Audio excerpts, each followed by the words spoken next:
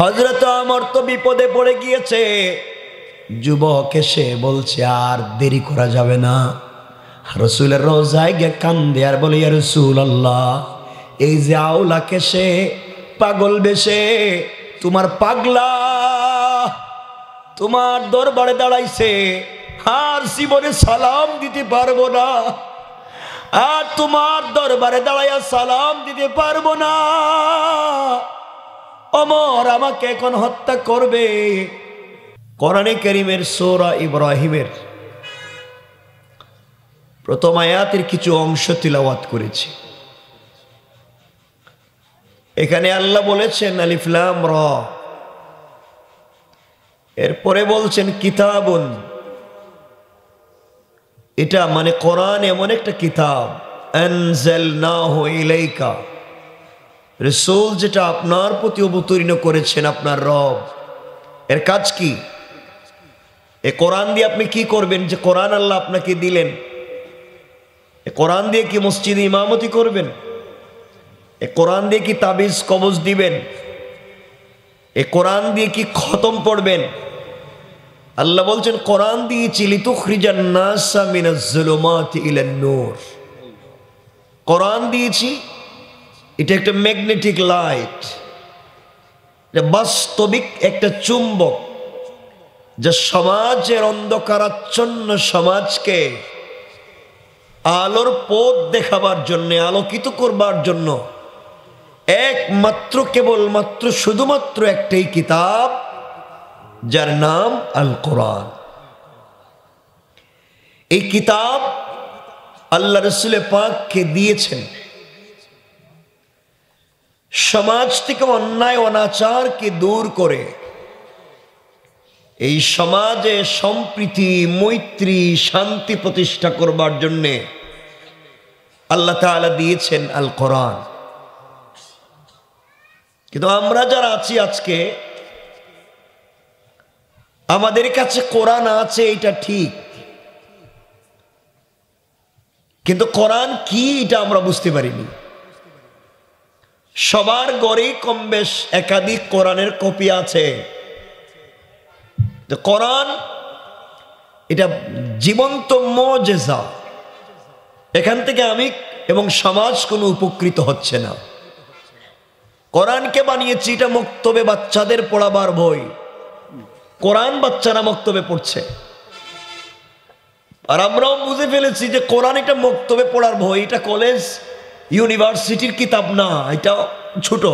ইউনিভার্সিটিতে ফিজিক্স পড়ায়, কেমিস্ট্রি পড়ায়, বায়োলজি পড়ায়, ফিজিওলজি পড়ায়, জেনারেল সায়েন্স পড়ায়, মেডিকেল সায়েন্স পড়ায়, ওখানে কোরআন না। কোরআন তো শুধু সকালের মক্তবে। এটা আমরা সমাজকে বুঝাতে পেরেছি। আমরা মনে করেছি কোরআন এটা কেউ মরে গেলে শুধুমাত্র তার বাড়িতে 10 জন মিলে খতম পড়ে 500 টাকা করে পাওয়ার বই। এটা দিয়ে বাজারে ব্যবসা বাণিজ্য চলবে না, এটা দিয়ে সমাজে বিচার কার্য চলবে না। এই জন্য ব্যবসা করার জন্য আলাদা পলিসি নেই, বিচার করবার জন্য মুরব্বীরা এলাকার মাতবররা আলাদা চিন্তা করে। কিন্তু আল্লাহ কোরআনকে বলছেন তিবিয়ানান লিকুল্লি শাই, সব কিছু কিয়ামত পর্যন্ত যা হবে সব কিছুর পূর্ণাঙ্গ বর্ণনা এবং সমাধান দিয়ে আল্লাহ তাআলা দিয়েছেন 30 পারা আল কোরআন। আপনি কেমনে ব্যবসা করবেন, আপনি কেমনে সমাজে চলবেন, আপনি বাচ্চা কাচ্চাকে কেমনে নিয়ে চালাবেন, ব্যবসা বাণিজ্য কেমনে করবেন, সব কিছু এই বিদ্যা বুদ্ধির পূর্ণাঙ্গ রূপরেখা আল্লাহ কোরআনে দিয়েছেন। আমরা এই কোরআন থেকে এগুলা নেইনি, আমরা কোরআন থেকে নিয়েছি নামাজ পড়বার জন্য কয়েকটা সূরা, কোরআন থেকে নিয়েছি পেটে ব্যথার দোয়া, কোরআন থেকে নিয়েছি তাবিজার কবজ, কোরআন থেকে নিয়েছি শবে বরাত আর শবে কদরে খতম পড়া, কোরআন থেকে নিয়েছি রমজান মাসে খতম তারাবি পড়া। এই কোরআনের কাজ শেষ। কোরআন দিয়ে সমাজ চালাতে হবে, বিচার কার্য করতে হবে, রাষ্ট্র পরিচালনা করতে হবে। ওখানে চোর ডাকাত আর বদমাইশদেরকে বসিয়ে রেখেছি। কথা বলেন না কেন? আল্লাহ যে কিতাব দিলেন সমাজ বিনির্মাণ করবার জন্য, ওই কিতাব যারা বুঝে, ওই কিতাব যারা পড়ে, তারা মসজিদ মাদ্রাসা নিয়ে ব্যস্ত, আর চোর ডাকাত আর বদমাইশেরা পুরা সমাজ নিয়ে ব্যস্ত। এই জন্য সমাজে নোংরামি হয়, সমাজে ধান্দাবাজি হয়, কিন্তু কোরআন দিয়ে সমাজে ফোকাস করা যায় না। এর অর্থ হচ্ছে আমরা কোরআনকে মসজিদ আর মাদ্রাসায় আটকে রেখে দিয়েছি। যে কোরআন দিয়ে মসজিদে সালাত পড়ি, ওই কোরআন দিয়ে বাজারে ব্যবসা করতে পারি না। যে কোরআন দিয়ে আমরা আল্লাহর হুকুম আর রসুলের রেসালতকে ফলো করি, এই কোরআন দিয়ে গ্রামের বিচার কার্য করতে পারি না। এই জন্য অনেক লোক আছে, দেখবেন অনেক লোক আছে নামাজ পড়ে, দাড়িও রেখেছে, হজও করেছে, কিন্তু এলাকার সব থেকে বড় সুদের কারবারি। কথা বলেন না কেন? আসে না নাই? কারণ সে বুঝছে কোরআন দিয়ে নামাজ পড়া যায়, এটাই কোরআনের কাজ। কিন্তু সুদ যে কোরআন নিষেধ করেছে, কোরআন দিয়ে নামাজ পড়লেন, কোরআনে যেই নামাজে যেই কোরআন মানলেন, সুদ খাবেন কি খাবেন না, এখানে কোরআনের বিধিনিষেধ আছে কিনা, ঘুষ খাবেন কি খাবেন না, এখানে কোরআনের কোনো বর্ণনা আছে কিনা, ইয়াবা মাদক ফেন্সিডিল থাকবে কি থাকবে না, এখানে রাষ্ট্রের সংবিধান দেখব না আল্লাহর বিধান দেখব, এগুলা যাচাই করে না। এর কারণ হচ্ছে যারা কোরআন হাদিস জানে তারা আজকে মসজিদের খাদেম, মসজিদের ইমাম, তাদেরকে গোলামের মতো ব্যবহার করা হয়। আর মসজিদ মাদ্রাসার সভাপতি সেক্রেটারি হয় সুদকুর, ঘুষকুর, বদমাইশ আর বেঈমানেরা। ঠিক কিনা বলে? অধিকাংশ জায়গায়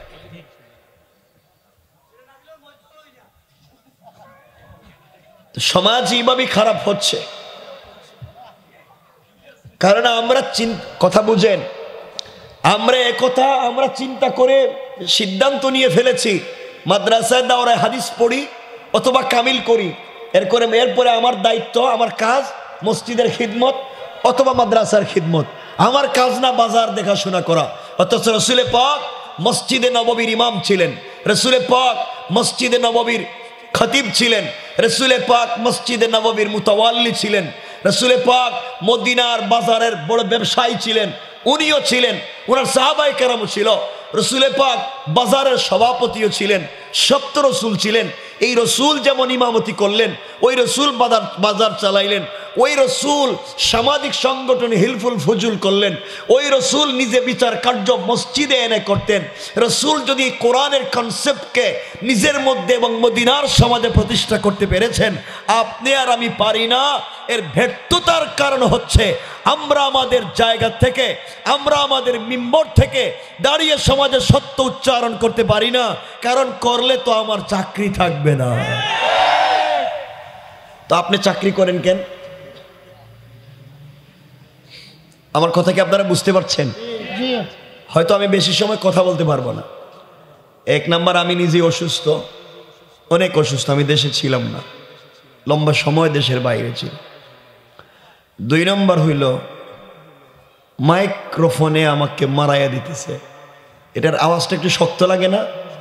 শক্ত বয়স, আমাকে জোরে বলতে হচ্ছে কাছে গিয়ে, এটা আমাকে কষ্ট দিচ্ছে। এই জন্য কথাগুলো শোনেন। আমার কথা কি বুঝতে পারছেন আপনারা?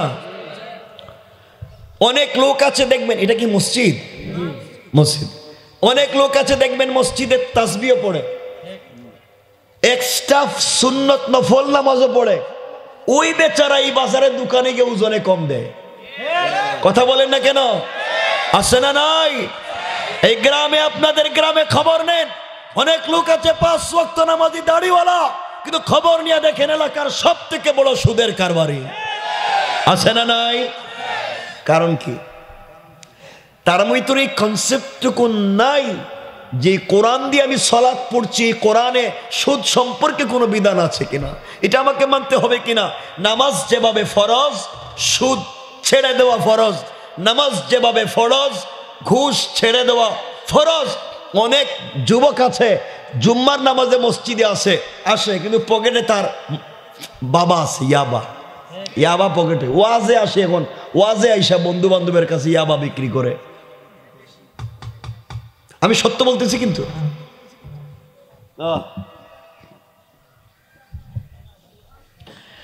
আজকাল এই পুরা বাংলাদেশে পৃথিবীর সব থেকে বড় মাদকের রুট এখন বাংলাদেশ।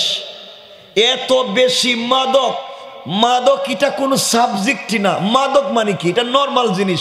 মাদক হতে হতে এখন জুতার চামড়ার সাথে কি যেন লাগাই দেয়, এটাই একটা মাদক। মাদক এখন আইস হয়ে গেছে, মাদক এখন কত কিছু হয়েছে। আর এগুলা ছেলে মেয়েরা স্কুল কলেজ ইউনিভার্সিটিতে, যারা পাবলিক ইউনিভার্সিটিতে পড়ে, তারা এই জনগণের ট্যাক্সের টাকা এখানে পড়ালেখা করে, অর্থহর পড়ালেখা করে দেশের খিদমত করবে। কিন্তু তারাই এই সমাজে ইউনিভার্সিটির চত্বরে গাজার গাছ লাগায়, ইউনিভার্সিটির চত্বরে দর্শনে সেঞ্চুরি করে, ইউনিভার্সিটি চত্বরে তারা ফেন্সিডিল ইয়াবা ব্যবসা করে। সুতরাং এই জাতিকে দিয়ে, এই যুব সমাজকে দিয়ে এই সমাজ পরিবর্তন হবে না, এই দেশ পরিবর্তন হবে না। দেশ যদি পরিবর্তন করতে হয় একদল ইসলামী আন্দোলনের কর্মী লাগবেই, যারা কোরআন সুন্নাহর পক্ষে দাঁড়াবে, জীবন যৌবন বিসর্জন করে দিবে, এরপর আল্লাহর জমিনে আল্লাহর দ্বীন কায়েম করেই ছাড়বে। ঠিক কিনা জোরে বলে?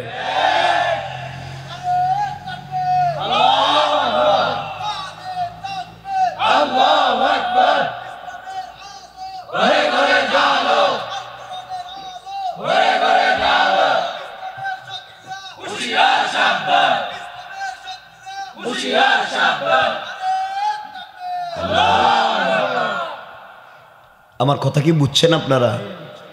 কিছু বুঝছেন? কিছু কয় না দেখি কি বুঝছেন? এই যেখানে ওলিয়া ওলিয়ার মতো বসে রয়েছেন, কি ভাব ভঙ্গি ধরছে এরা। আপনার ইমান, এই যে আপনাদেরকে বলতেছি, এই যে আপনাদেরকে বলতেছি, আপনাদের ইমান আপনাদেরকে ফজরের সালাতে মসজিদে নিতে পারে না, ঘর থেকে বের করে। যে ইমান আপনাকে মসজিদে নামাজে নিতে পারে না, এই ইমান আপনাকে পুলসিরাত পার করে জান্নাতে নিয়ে যাবে বলছে কোন শয়তানে? বলেন। আপনার ইমান আপনাকে ঘর থেকে বের করে মসজিদে আনতে পারে না, এই দুর্বল। ওই ইমান আপনারা পুলসিরাতে পার করাইব কেমনে? কথা বলে না কেন? খারাপ পাচ্ছেন আমার কথায়? কিছু তো বলি নেই। অনেক মুরব্বী আছেন এখানে, খুব ভালো মসজিদে তাসবিহ পড়েন, অনেক ভালো এক্সট্রা নামাজও পড়ে, কিন্তু বিড়ি সিগারেট বাদ দিতে পারে না। কথা কয় না কেন? আছে না নাই? মসজিদে যা সিগারেট পকেটে, মানে শয়তান এটা তো থাকবেই। তো তোমার পকেটে বিড়ি সিগারেট, তো এত লম্বা তাহাজ্জুদ পড়ার দরকার কি? এটা তুমি বাদ দিতে পারতেছো না, তুমি এর নেশা বাদ দিতে পারতেছো না। এত লম্বা সেজদা দিয়ে লাভ কি? এই নেশা বাদ দেও না কেন? এই বিড়ি সিগারেট বাদ দেও না কেন? এটা তোমার দুনিয়ায়ও ফায়দা দেয় না, আখেরাতেও ফায়দা দেয় না, এটা বাদ দিতে হবে। আমি যুবকদেরকে বলছি, আল্লাহকে ওয়াস্তে একটা জাতিকে ধ্বংস করতে গেলে শুধু মাদক হলেই একটা জাতি ধ্বংস হয়ে যায়। কারণ মাদকাসক্ত ব্যক্তির ব্লাড, ওর বাতাস, আবহাওয়া যেদিকে যায় পুরো সমাজ সারকার হয়ে যায়। আমার মন বলছে একজন ইসলামী আন্দোলনের কর্মী মাদক দ্রব্য সেবন করতে পারে না। চোর বদমাইশেরা এই দেশে রাজনীতির নাম করে কলেজ ইউনিভার্সিটি সহ সমাজে মাদকের বিষকে রোপণ করেছে। সুতরাং এই সমাজ থেকে এই বিষ বৃক্ষ মাদককে দূর করতে হলে আমাদেরকে কোরআন শিক্ষার আলোয় আলোকিত হতে হবে। ঠিক কিনা বলে? এলাকায় নাই মাদক? কথা বলে না কেন? এখানে কেউ আসনি? থাকতে তো পারে, পকেটে থাকতে পারে। এগুলা বাদ দিয়ে দেও, আল্লাহর ওয়াস্তে এগুলা বাদ দেও। মাদক কি করতে পারে দেখলেন তো গত পরশুদিন? মাকে পর্যন্ত হত্যা করে ডিপ ফ্রিজে রাখা দিছে। মাদক কি করতে পারে? এই বছরের শুরুতে গাজীপুরে দেখছেন বাপ তার ছেলেকে কুড়াল দিয়া কেটে ফালাইয়া দিছে, শুধু মাদকের কারণে। ঠিক না? মাদক কি করতে পারে, কিন্তু আমরা ছাড়তে পারলাম না সেই মাদক। আল্লাহ আমাদের হেফাজত করুক, বলেন আমিন। আরো জোরে বলেন আমিন। আমরা পরিবর্তনের সুবাতাস পাওয়ার কথা ছিল, এখন দেখা যাচ্ছে কিছু লোক তারা আধুনিক ব্যবসা বাণিজ্য নিয়ে ব্যস্ত। এখন ভালো ভালো মানুষ দেখে দেখে মামলার আসামি দিচ্ছে। মামলার আসামি আছে না অনেক জায়গায়, মামলার আসামি বানাইয়া দিতেছে ভালো ভালো মানুষকে। দেখলাম কালকে সিলেটের এক জায়গায় এক মহিলাকে 6 জন মিলে হত্যা করছে। মহিলার দোষ, ওই মহিলার ছাগলে তার গাছের পাতা খাইছে। তো গাছের ছাগলে গাছের পাতা খাইছে, তুই মানুষ মেরে ফেলাই দিবি? কি শুরু হইল এই সমাজে? আজকে দেখলাম চ্যানেল মেবি 24, এই যে দেখলাম, মাত্র দেখলাম থানার ভিতরে একজন হাজতি পয়সা দিতেছে, মানে টাকার লেনদেন হইতেছে, আমারে বাঁচাও।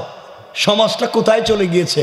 পুলিশ দাঁড়ায় আছে, কিছু বলতে পারতেছে না, কারণ এই যে সমাজ দুর্নীতিবাজদেরকে, শয়তানদেরকে, বদমাইশদেরকে, খারাপ মানুষদেরকে, যারা টাকার বিনিময়ে আশ্রয় প্রশ্রয় দিয়া আবার তাদেরকে সেফ এক্সিট করে দে, মনে রাখবেন এরাও সব থেকে বড় শয়তান। কথা বলেন না কেন? এগুলোই হচ্ছে সমাজে। এই নোংরা সমাজ থেকে আপনাকে আমাকে এই জাতিকে কল্যাণের পথে নিয়ে যেতে হবে, বিপদগ্রস্ত সমাজকে সুন্দর জায়গায় নিয়ে যেতে হবে। মনে রাখবেন, পৃথিবীতে চলার পথে যদি আমাদের সঙ্গে কোরআন থাকে, কি সবাই কথা বলেন না কেন? জোরে আওয়াজ করে বলেন। কোরআন যদি থাকে, কোরআনের শিক্ষা যদি থাকে, এর মাধ্যমে আল্লাহ তাআলা বলেছেন পুরো দুনিয়া যদি তোমার বিরুদ্ধে চলে যায়, আর তুমি যদি কোরআনের শিক্ষায় শিক্ষিত হও অথবা আমার কোরআনকে বিশ্বাস করো আর বলো হাসবি আল্লাহ, আল্লাহ আমার জন্য যথেষ্ট, রব বলেছেন আমি তোমাকে বাঁচাবার ওয়াদা দিলাম। সুবহানাল্লাহ জোরে বলেন, আরো জোরে বলেন। ওই সংক্ষেপ করে শুনেন, বেশি বলা যাবে না, কথাগুলো দিল দিয়া শুনেন মুসলমানেরা। এই দুনিয়ার জমিনে আল্লাহ রাব্বুল ইজ্জত ওয়াল জালাল রাসূল পাক সাল্লাল্লাহু আলাইহি ওয়াসাল্লামের কাছে যখন আয়াত নাজিল করে দিলেন, আল্লাহ জানাইয়া দিলেন, বন্ধুরে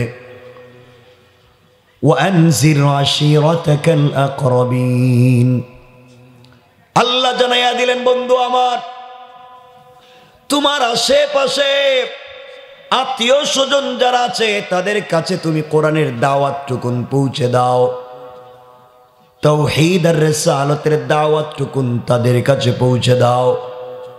আল্লাহ রাসূল পৌঁছাতে লাগলেন। আমি ঘটনা বলতে যাব না, কোরআন থাকলে কেমনে আপনাকে আমাকে বাঁচাইয়া দিতে পারে, কোরআনের প্রতি 100% বিশ্বাস থাকলে কেমনে আল্লাহ বাঁচাইয়া দিতে পারে। শুধু এতটুকুন বোঝাতে চাই, রাসূল পাক দ্বীনের দাওয়াত দিতে লাগলেন। মক্কার পাদদেশে দাঁড়িয়ে কুরাইশদেরকে তিনি আহ্বান করলেন। কথাটা এখানেই শেষ হয়ে যাওয়ার দরকার ছিল, কিন্তু রাসূল যে দাওয়াতটুকুন দিয়েছেন ওই জায়গার মধ্যে মক্কার বড় বড় লিডারেরা যেমন ছিল, রাসূলের আপন চাচাও ছিল।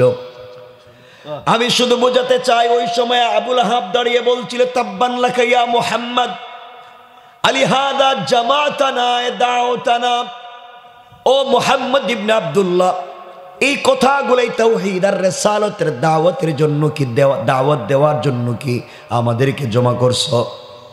এই বলে শুধু বলছিল, মুহাম্মদ তুমিও একটা পাগল, তোমার আল্লাহ আরেকটা পাগল। এইভাবে গালি দিয়েছিল, রাসূলকে পাথর নিয়ে আঘাত করতে চাইল। আল্লাহর রাসূল বাড়িতে চলে গেলেন, চোখের পানি ছেড়ে কান্না করে গভীর রজনীতে আল্লাহকে বলতেছেন, আল্লাহ তাআলা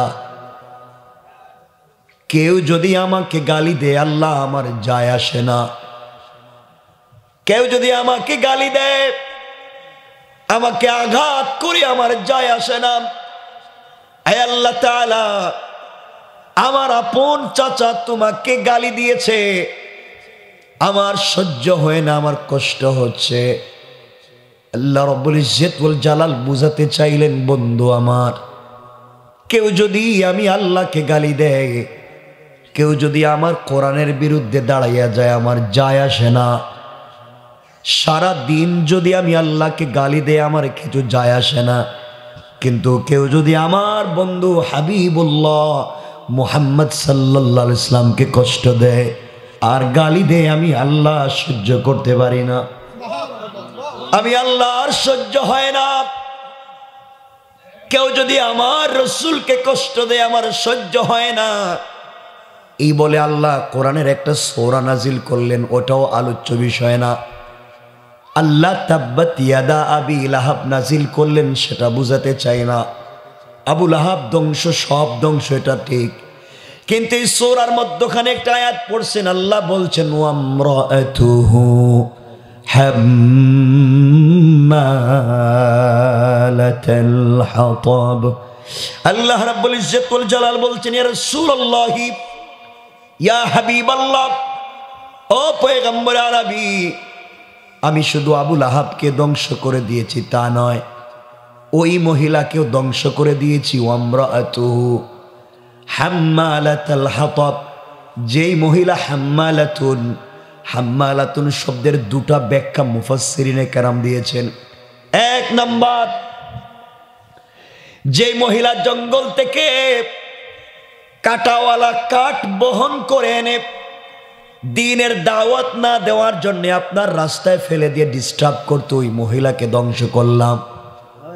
দুই নাম্বার, হাম্মালাতুন শব্দের ব্যাখ্যা হলো ওই মহিলাকে ধ্বংস করলাম যেই মহিলা ঘরে ঘরে রাস্তায় রাস্তায় পাড়া মহল্লায় গিয়ে আপনার বদনাম করতো, গীবত শিকায়ত করতো, ওই মহিলাকেও আমি আল্লাহ ধ্বংস করে দিলাম। অর্থ দাঁড়ালো, যারা দ্বীনের দাওয়াত দিতে রাস্তায় বাধা প্রদান করে, দ্বীনের দাওয়াত দিতে দেয় না, যারা দ্বীনের কাজ করে, আল্লাহ 1450 বছর আগে এদের ধ্বংসের ঘোষণা দিয়েছেন। কোন ঠিক কিনা? আমার বন্ধুগণ, এই সূরা নাজিল হয়ে যাওয়ার পরে আবুল আহাব তার স্ত্রীর কাছে গিয়ে বলছে, ও আমার স্ত্রী। আবুল আহাবের স্ত্রীর নাম উম্মে জামিল। উম্মে জামিলের কাছে গিয়ে বলছে, শোনো, আমার ভাতিজা মুহাম্মদের কাছে তার আল্লাহ কোরআনের সূরা নাজিল করেছেন, আয়াত নাজিল করেছে আমার বিরুদ্ধে, এতে আমার যায় আসে না, কিন্তু তোমার বিরুদ্ধেও কোরআনের আয়াত নাজিল হয়েছে।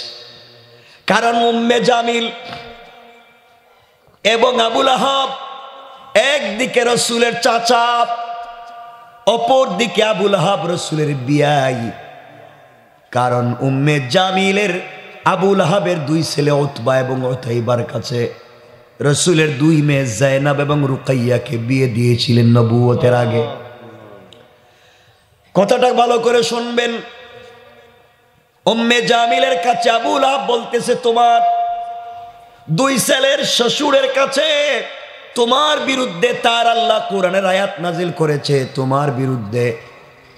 উম্মে জামিল এই কথাগুলা শুনে এসেও হাতের মধ্যে পাথর নিয়া, কাঁধের মধ্যে পাথরের ব্যাগ নিয়ে আল্লাহ রসুলকে মেরে ফেলবার জন্য ঘর থেকে বের হয়েছে। কথাটা এখানেই বলতে চাই, শোনেন। সে নিয়ত করেছে, শপথ করেছে, আল্লাহ রসুলকে যেখানেই পাবে আঘাত করবে। রাস্তায় বের হয়ে গিয়েছে। এদিকে আল্লাহ রসুল সাল্লাল্লাহু আলাইহি ওয়াসাল্লাম আবু বকর সিদ্দিককে সঙ্গে নিয়ে কাবা চত্বরে পৌঁছে গেলেন। আবু বকর সিদ্দিক বসে আছেন। আল্লাহ রসুল সাল্লাল্লাহু আলাইহি ওয়াসাল্লাম আবু বকরের রানের উপরে মাথা রেখে শুয়ে আছেন। সিদ্দিকে আকবর আল্লাহ রসুলের চেহারা মুবারকের দিকে তাকায়, আর আসমানের দিকে তাকাইয়া আল্লাহকে ডাক দিয়া বলেছে, আল্লাহ, দুনিয়ার জমিনে চন্দ্র সূর্যের আলো তো আমি দেখেছি, কিন্তু আমার মন বলছে আল্লাহ রসুলের চেহারার মতো এত সুন্দর চেহারা, এত আলোকিত চেহারা পৃথিবীতে আর কিছুতে না।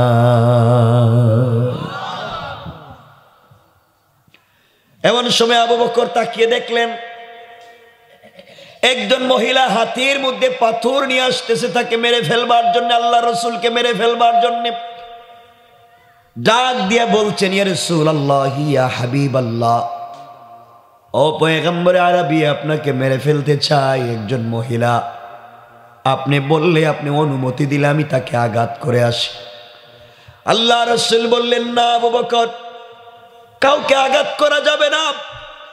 আল্লাহ আমাকে জানিয়ে দিয়েছে, কেউ যদি আঘাত করবার জন্য, কেউ যদি আমাকে মারবার জন্য আসে, ওই সময়ে যেন আমি আল্লাহ কোরআন থেকে তেলাওয়াত করি।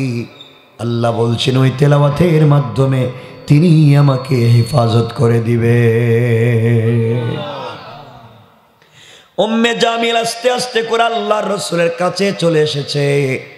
একেবারে রসুলের সিনা মুবারকের সামনে দাঁড়াইয়া আবু বকরকে বলতেছে, আবু বকর তুমি এখানে একা একা বসে কি করো? তোমার বন্ধু মুহাম্মদ কোথায়? আবু বকর আশ্চর্য হয়ে গেলেন। আমি দেখি আমার রানের উপরে রসুল শুয়ে আছেন, আমার কান দিয়ে রসুলের তেলাওয়াত শুনি, দুইটা চোখ দিয়ে রসুলকে দেখি। উম্মে জামিল রসুলের সামনে দাঁড়িয়ে আমাকে দেখে রসুলকে দেখে না, কারণ কি? তিনি বললেন তুমি খুঁজে দেখো মুহাম্মদ কোথায় আছে।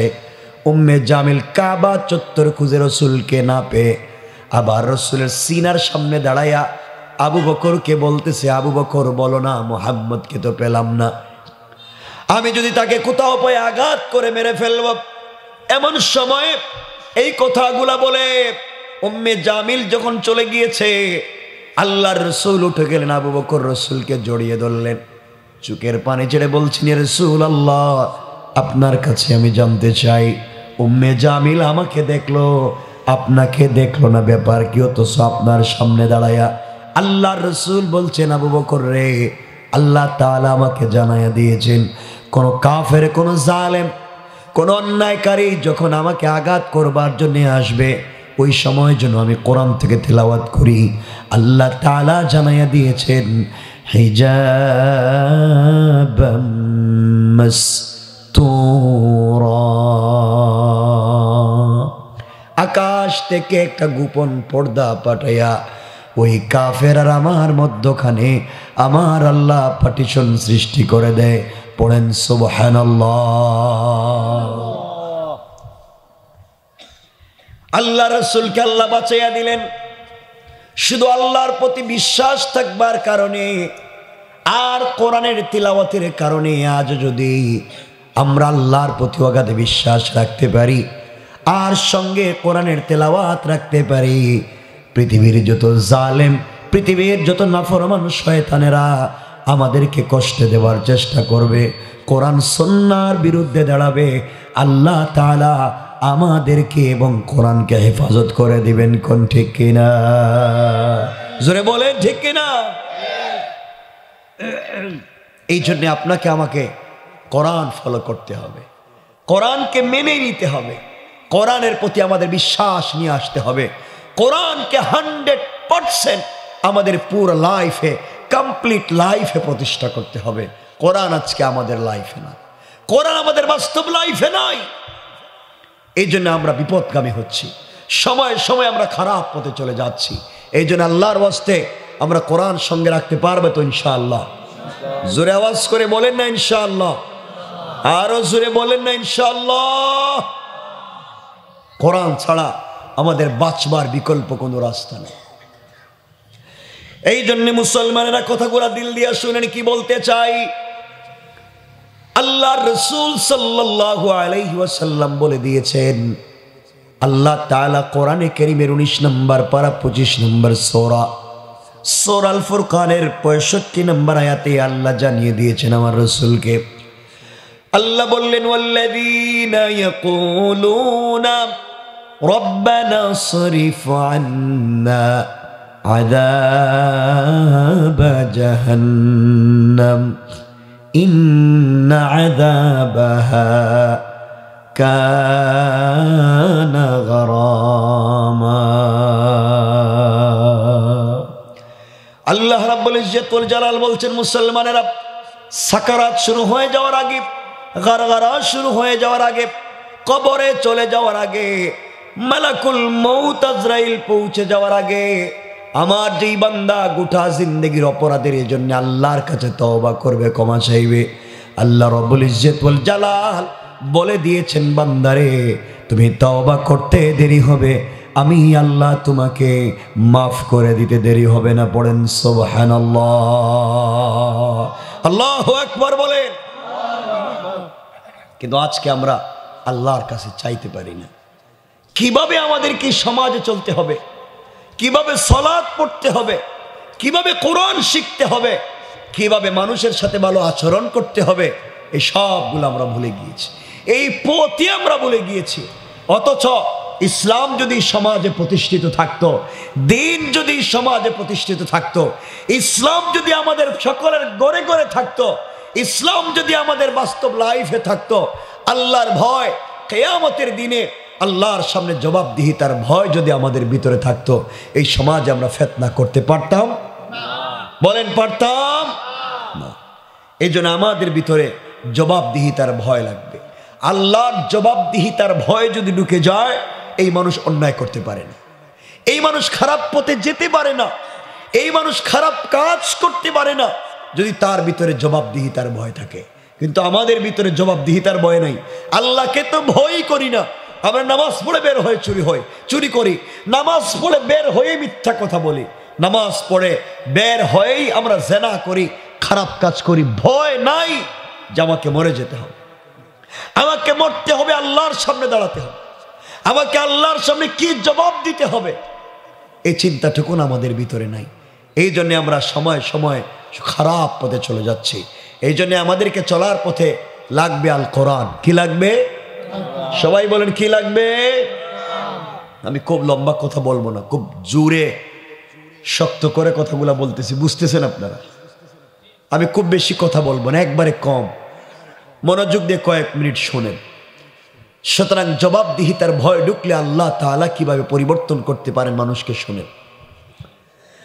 আমার বন্ধুগণ, কথাগুলো দিল দিয়ে শুনেন কি বলতে চাই। আল্লাহ রাসূল সাল্লাল্লাহু আলাইহি ওয়াসাল্লাম ইন্তেকাল করবার অনেকদিন পরে এই জনপদের রাষ্ট্রের খলিফা যখন হয়ে গেলেন হযরতে ওমর ফারুক রাদিয়াল্লাহু তাআলা আনহু, এই জনপদের খলিফা, অর্ধ জাহানের খলিফা হযরতে ওমর। ওই সময়ে মদিনার ইসলাম পৃথিবীর দিকে দিকে পৌঁছে গেল, আরব বিশ্ব পার হয়ে আফ্রিকা পর্যন্ত ইসলাম চলে এসেছে। মানুষের কাছে, ইহুদি খ্রিস্টানদের কাছে রাসূলের চরিত্র পৌঁছে দেওয়া হলো। চমৎকার আদর্শ, যেই ব্যক্তি শুনে রাসূলের আদর্শ তাকে জানতে চায়, পড়তে চায়। এইভাবে মদিনার থেকে 800 থেকে 1100 মাইল দূরে এক ব্যক্তি, একজন ইহুদি আল্লাহ রাসূলের চরিত্র সম্পর্কে জানতে পেরেছে। মুহাম্মদ কেমন ছিলেন, তার আদর্শ কেমন ছিল জানতে পেরেছে।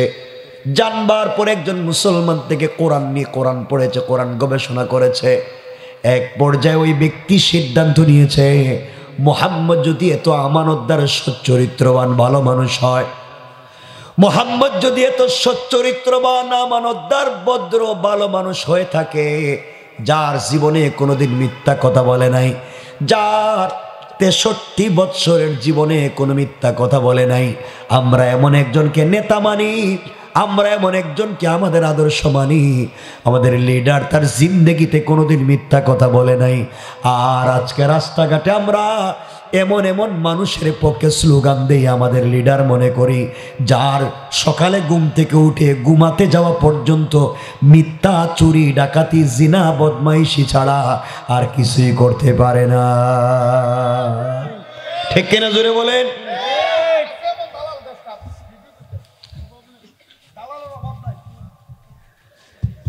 সমাজ এমন খারাপ হয়ে গিয়েছে, কথাগুলা দিল দিয়ে শোনেন।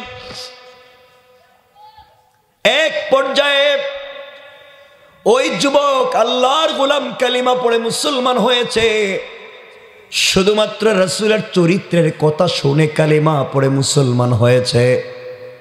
আল্লাহর রাসূলকে কোনোদিন দেখেও নাই, বাস্তবে কোনোদিন আল্লাহর রাসূলকে দেখে নাই, কালিমা পড়ে মুসলমান হয়ে গিয়েছে। মুসলমান হয়ে যাওয়ার পরে তার চিন্তা হলো, যে রাসূলকে আজ পর্যন্ত দেখি নাই, ওই রাসূল তো মদিনায় শুয়ে আছেন।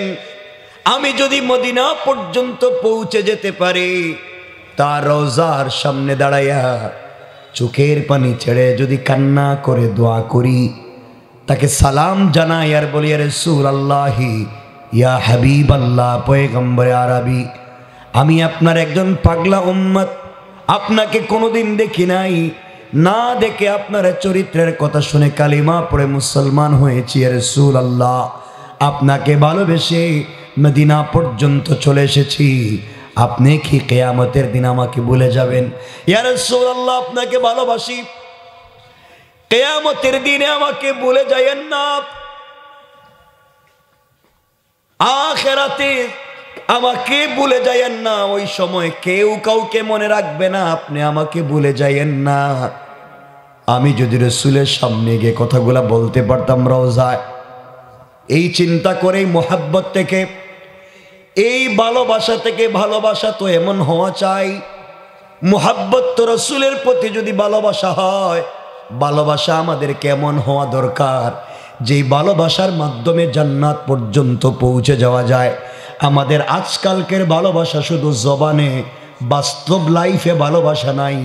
এই জন্য রাসূলের ভালোবাসায় মিছিল দিতে পারি, রাসূলের ভালোবাসায় দাড়িও রাখতে পারি না, নামাজও পড়তে পারি না, রাসূলের ভালোবাসায় সৎ কাজের আদেশ দিতে পারি না, অসৎ কাজ থেকে বাধা দিতে পারি না। আমরা রাসূলের পক্ষে স্লোগান দেই, সারাদিন মিছিল করে সারা রাত ঘুমাই, নামাজও পড়ি না। ঠিক কিনা বলেন? তো এরা কিসের আশেক রাসূলের? আমার কথা কি বুঝতেছেন আপনারা? যুবক ভাই, তোমাদেরকে বলছি, মনোযোগ দিয়ে শোনো কি বলতে চাই। খুব বেশি বলবো না, আগেই বলছি, মনোযোগ দিয়ে শোনো। আমিও মারা যাব, তুমিও মারা যাবা, আমাদের সকলকে মরে যেতে হবে, সবাইকেই তো কবরে যাওয়া লাগবে। কি মন করেছো দেখো তো, এই যে কয়েকদিনের দুনিয়া, এখনই তো দেখতেছো দুনিয়ার আমাদেরকে করোনা এসে এই দেশে, এই পৃথিবীতে দেখিয়ে দিয়েছে যে আপন বলতে কেউ নাই। আর এই যে 5 তারিখের পরে এই দুনিয়ায় বাংলাদেশে দেখিয়ে দিয়েছে কত মানুষের কোটি কোটি টাকার ঘর আছে, বাড়ি আছে, গাড়ি আছে, সব আছে, কিন্তু হে বন জঙ্গলে ঘুরতেছে। কথা বলেন না কেন? আছে না নাই? বাড়িতে ঘর আছে তালা দেওয়া, হে বন জঙ্গলে। টাকা কি লাভ হইছে? গাড়ি আছে, বাড়ি আছে, ফ্যাক্টরি আছে, সম্পদের অভাব নাই, আর সে বন জঙ্গলে ঘুরে। বোঝা গেল পয়সায় মানুষকে ভালো রাখতে পারে না, শুধুমাত্র দুনিয়ার সম্মান মানুষকে ভালো রাখতে পারে না, যতক্ষণ পর্যন্ত আর্থিকভাবে সে ভালো না হবে, চরিত্রগতভাবে সে ভালো মানুষ না হবে, তাহলেই সমাজে শান্তি পাবে না। তুমি যদি খারাপ মানুষ না হও, তুমি ভাগো কেন? কথা বলেন না কেন? ঘর বাড়ি ফালায় ভাগো কেন? কি করছো তুমি? কি শয়তানি করছো? এখন ভাগলা কেন? আমরা কত খারাপ হয়ে গিয়েছি চিন্তা করেন। এই জন্য এখান থেকে শিক্ষা নেওয়া দরকার। তুমি আর আমিও যদি এমন চুরি চামারি করি, 2-4 বছর পরে তোমারে আমারেও ঘর বাড়ি ফালাইয়া বাঁকতে হইব। কথা বলেন না কেন? এই জন্য এখান থেকে আপনাকে আমাকে শিক্ষা নিতে হবে। আমরা খারাপ কাজ করব? বলেন না করব? করব না। রাষ্ট্রের যেভাবে পরিবর্তন চলে এসেছে, আমরা চাই এই সমাজের মসজিদ মাদ্রাসার দায়িত্বশীল যারা আছে, এই ফেসিস্ট, সুদের কারবারি, ঘুষের কারবারি, শয়তান, বদমাইশ যারা মসজিদ মাদ্রাসার দায়িত্বশীল আছে, এদেরকে পরিবর্তন করা দরকার। ঠিক কিনা বলেন?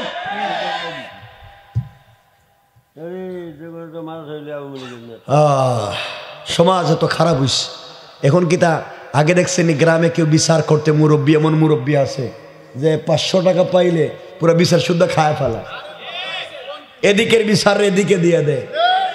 কথা বলেন না কেন? 1 কাপ রং চা দিলে তার নামে 5টা মামলার সাক্ষী দিয়ে দেয়। কথা বলেন না কেন? এগুলো এলাকায় নাই? কথা কয় না নাই? আরো জোরে বলেন নাই?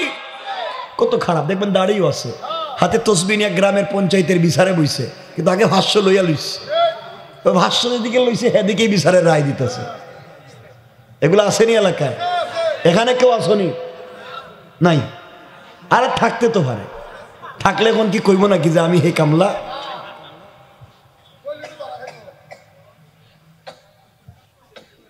সমাজ কত নোংরা, সমাজ কত খারাপ হয়েছে, কথাগুলো বুঝো। ও যুবকেরা, মুসলমানেরা ভালো করে বুঝো। যুবক, আমরা একসাথে জান্নাতে যেতে চাই। আলী যদি জোয়ান জান্নাতে যেতে পারে, মাজ, মুআউবিস, তালহা, জুবাইর, হানজালা, হামজা, জাফর, খালিদ ইবনুল ওয়ালিদ, তারাও যদি জান্নাতি হতে পারে, রসুলের পাশাপাশি থেকে, রসুলের কাছাকাছি থেকে দিন শিখে, আমরাও তো দিন শিখে ইসলাম বুঝে আমরাও তো জান্নাতে যেতে পারি। কথা বলেন না কেন? পারি কি পারি না? পারি, কিন্তু কোথায়? আমরা তো দিন শিখি না। দেখবেন অনেক লোক কি বেশিরভাগ লোক জুমার নামাজে ইমাম সাহেব যখন খুতবা দেয় তখন দেখবেন আইসা বগলতলা জুতো একটা নিয়ে সবার সামনে যায়। আছে না? না, এগুলা আসে সবার শেষে, আর সালাম ফিরাইয়া সবার আগে আবার সবার মধ্যখান দিয়ে বাইরে যায়। যখন বাইরে যায় আপনি যদি মনে করেন জিন্দেগিতে আমি টাটকা কোনো শয়তান দেখতে পারি নাই, বড় আফসোস, আমি শয়তান দেখতে পারলাম না, যেই বেচারা সালাম ফিরাইয়া সবার পিছনে আসছে, আবার ধাক্কাইয়া সবার সামনে গেছে, সালাম ফিরাইয়া আবার জুতা নিয়ে ধাক্কায় বাইরে যায়, এর চেহারার দিকে তাকায় বলবেন আল্লাহ আজকে একটা টাটকা শয়তান দেখলাম। কথা বলেন না কেন? তুমি আইছো সবার শেষে, আবার ধাক্কাইয়া গেছো সামনে, আবার যাইতেছো সবার আগে, এটা একটা টাটকা শয়তান। শয়তানের কামই এটা। কথা বলেন না কেন? আপনারা খারাপ পাইতেছেন, আমি অনেক কষ্ট করে কথা বলতেছি, কথাগুলো বুঝেন কি বলতে চাই। আমার মুসলমান বন্ধুগণ, কথাগুলো দিল দিয়া শুনেন কি বলতে চাই। যুবক যারা আছো ভাই, তোমাদের পায়ে ধরে কথাগুলা বলে যাই। আজ তোমরা প্রেম ভালোবাসা নিয়েই ব্যস্ত, তোমাদের গার্লফ্রেন্ড বয়ফ্রেন্ড ছাড়া তোমাদের লাইফ চলে না। কসম রব্বে পাকের জাতের কসম, চক্ষু বন্ধ করে দেখো, তুমি যার জন্য জীবন যৌবন বিসর্জন করে পাগল হইছ, ওই মেয়ে যদি আগামীকালকে তোমার চাইতে পয়সাওয়ালা টাকাওয়ালা আরেকটা ছেলেরে পায়, হয়তো তোমারে না জানাইয়া ওর সাথেও চলে যাইতে পারে, যাইতেই পারে। গেছে গা? কই গেছে গা? কই গেছে গা? তো বুঝছেন, গেছে গা যখন বুঝছেন, তাইলে এরপরে এই পথে আছে কেন?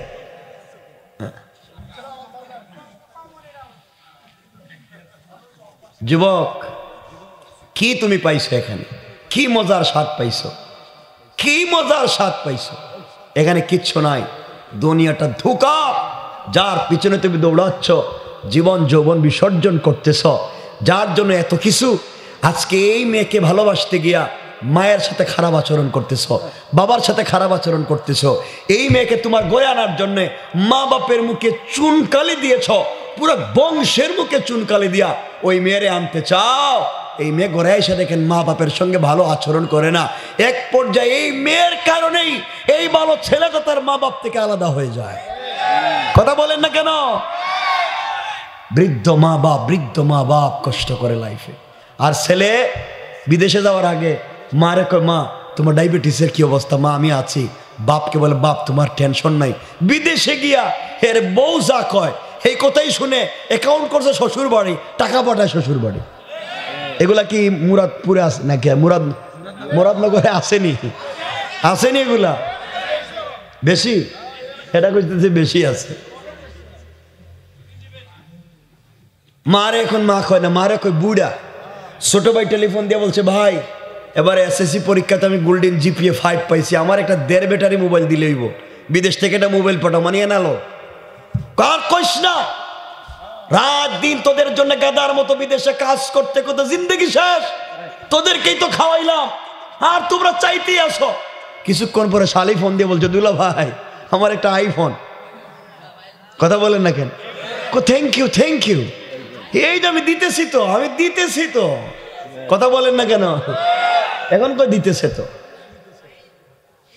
বাবা কি খারাপ হয়েছে আমরা চিন্তা। আল্লাহ আমাদেরকে হেফাজত করে, বলে না আমিন। আরো জোরে বলে না আমিন। ভাই এভাবে হইও না। মহিলা সবগুলা খারাপ না, মেয়েরা অনেক বোন আছে অনেক ভালো, পরিবারে অনেক সুন্দর করে ফেলে, সবাইকে নিয়ে মিলে চলতে চায়। আফসোস হয় বোনদের জন্য ওই জায়গায়, তারা প্রথম সংসারে প্রথম স্বামীর ঘরে যে পরিমাণ কষ্ট করে ধৈর্য ধরতে পারে না, ডিভোর্স দিয়া আরো সুখের আশায় আরেকজনের হাত ধরে পরকিয়া করে পলায়া যায়, ওখানে গিয়ে যে কষ্টের শিকার হয়, ওখানে গিয়ে যে নির্যাতনের দ্বিতীয় স্বামীর ঘরে বা দ্বিতীয় ঘরে গিয়া তাকে যা সাফার করতে হয়, এর 100 ভাগের 1 ভাগ যদি ধৈর্য ধারণ করতো, তে প্রথম ঘরটা জান্নাত হয়ে যেত। কথা বলেন না কেন? তো প্রথম ঘরে ধৈর্য ধরতে পারে না, ধৈর্য ধরার সুযোগ নাই, ওখানে গিয়ে বুঝছে যে প্রথমটা ভালো ছিল। ঠিক না? আগেরটাই ভালো আছে। ঠিক নি? এমন ঘটনা কেউ ঘটাইছো নি? এই জন্য যুবকেরা মা বাপের সঙ্গে খারাপ আচরণ কইরো না। বাপরে কয় বুড়া, বাপরে তো কয় বুড়া, শ্বশুর বাড়ি গিয়া শ্বশুরের খাম্মা, আপনি আঙ্গুর খাইবেন না আপেল খাইবেন? কথা বলেন না কেন? আর এখন তো শুনতেছি অনেক ছেলে নাকি ছেলে মেয়ে ছেলে ঈদ পর্যন্ত মা বাপের সঙ্গে করতে চায় না, শ্বশুর বাড়িতে গিয়ে করে। আসে না এগুলো? আসে না? আস্তাগফিরুল্লাহ।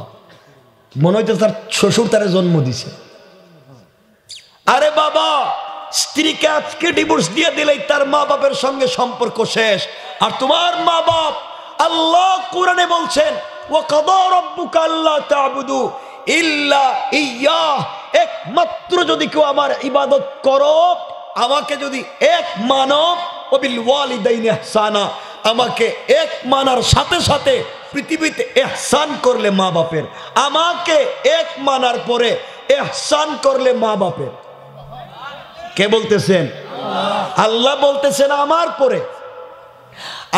পরে আমাকে এক বলে মেনে নেওয়ার পরে আসমানের নিচে জমিনের উপরে দ্বিতীয় কারো প্রতি যদি ইহসান হয়, ওয়াবিল ওয়ালিদাইনি ইহসানা, একমাত্র মা বাপের। তাহলে আল্লাহর পরে স্থান দিবেন কারে? কথা বলেন। মা বাপরে দেখতেই পারে না, মা বাপ দেখতেই পারে না মা বাপ।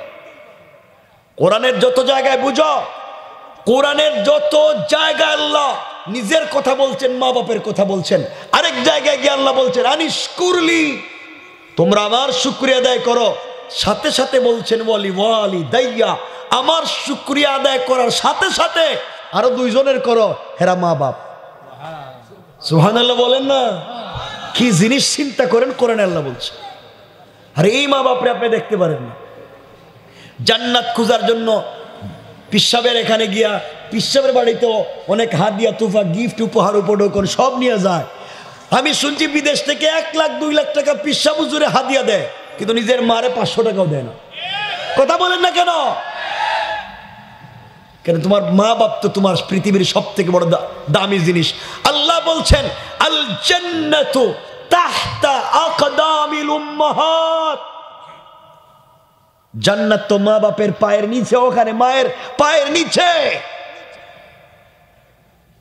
মাকে দেখতে পারে না, বাপকে দেখতে পারে না। আমার কথা আপনারা ভালো করে শুনেন, রাগ করতেছেন? পৃথিবীর পুরা পৃথিবী যত মানুষ আছে, এমনকি কাবাগরের ইমাম, এমনকি বনি ইসরাইলের পয়গম্বর মুসা, সবাই মিলে হাত উঠে দোয়া করতেছে আপনার জন্য। আল্লাহ, মুরাদনগরের এই ভাগলপুরের অমুক যুবকটাকে তুমি ভালো করে দাও। পুরা পৃথিবীর মানুষ দোয়া করতেছে আপনার মা বাপ ছাড়া। কসম, কসম রব্বে পাকের জাতের, কসম রব্বে পাকের জাতের, আপনার দোয়া, পৃথিবীর মানুষের দোয়া 1 হাত উপরে উঠবে না। কথা বুঝবেন? পুরা পৃথিবীর মানুষ একদিকে আর আপনার মা বাপ আরেক দিকে হাত উঠাইছে। রব বলেছেন মা বাপের মুখ থেকে দোয়া হোক বদদুআ হোক বের হয়ে গেলে এটা আল্লাহর দরবারে কবুল না হইয়া ফিরে না। ঠিক না? আল্লাহু আকবার বলেন। আমি একটু হাদিসের দিকে ছোট্ট করে বলি। নাসাইর হাদিস, আখরাজান নাসাই মিন তরিক যুহরি আন উরওয়া আন আয়েশা রাদিয়াল্লাহু তাআলা আনহা قالت قال رسول الله صلى الله عليه وسلم دخلت الجنة فسمعت قراءة فقلت من هذا فقيل حارثة بن النعمان فقال رسول الله صلى الله عليه وسلم كذلك البر وكان برا بأمه।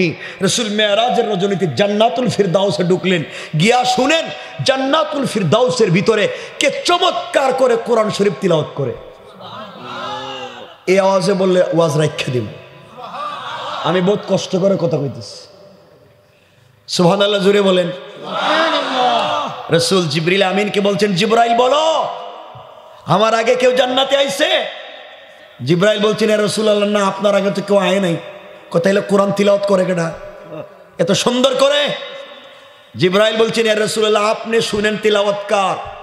রাসূল কান পেতে শুনেন যে তিলাওয়াত করতেছে এটা তো আমার সাহাবী হারিসা ইবনে নুমানের তেলাওয়াত শোনা যায়।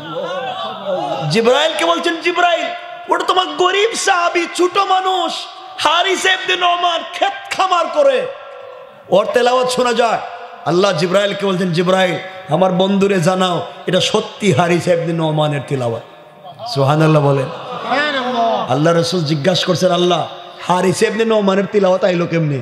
ও তো গরিব, দিনে আনেতে দিনে খায়, ও আমার আগে জান্নাতে তেলাওয়াত পৌঁছাইয়া দিছে, কি করছে? আল্লাহ বলছেন, শোনো, মুহাম্মদ সাল্লাল্লাহু আলাইহি ওয়াসাল্লাম গতকালকে তার মা তাকে ডাক দিছিলেন, ওই মা ডাকছিলেন, ডাক দিয়ে মা নামাজে দাঁড়াইয়া গেছিলেন। হারিস ইবনে নোমান মায়ের ডাক শুনে দৌড়ে যাইতে যাইতে মা নামাজে, মা যতক্ষণ নামাজে ছিলেন হারিসা মায়ের পায়ের সামনে বৈশা ছিল। এটাই করছে, মা নামাজ সালাম ফিরে বলছেন, বাবা এতক্ষণ বসে আছো, আমি তোমার উপরে খুশি হয়ে গেছি, আল্লাহ আমার হারিসারে কবুল করো। আল্লাহ এইভাবে কবুল করছেন, মায়ের কথা শুই না তার তিলাওয়াতরে জান্নাতে রেকর্ড করে দিছে। কি বুঝলেন? কি বুঝলেন? মা বাপকে পাইছেন, পাইছেনটা কি আর করতেছেনটা কি? আমার মতো হতভাগা তো আপনারা না। আল্লাহ আমারে সব দিছে, কিন্তু আর বাপ নাই। আমি জানি আমার পৃথিবীতে ব্যথা কত, কি ব্যথা আমি জানি। এই জন্য আল্লাহর ওয়াস্তে ভাই শোনো, মামলার আসামি হইছ, এটা কথার কথা, বিপদে এক ফোঁটা পানি আসবে। মা গভীর রাত্রে সেজদায় অথবা বালিশে শুয়ে শুয়ে কাঁদবে আর বলবে, আল্লাহ আমার ছেলে কি বিপদে পড়ছে আমারে বলে নাই, কিন্তু বিপদে তো পড়ছে বলছে। আল্লাহ আমি না তার মা, তুমি না বলছো মা হাত উঠেলে ফিরাইয়া দাও না, আমার ছেলের তুমি বিপদ থেকে বাঁচাও।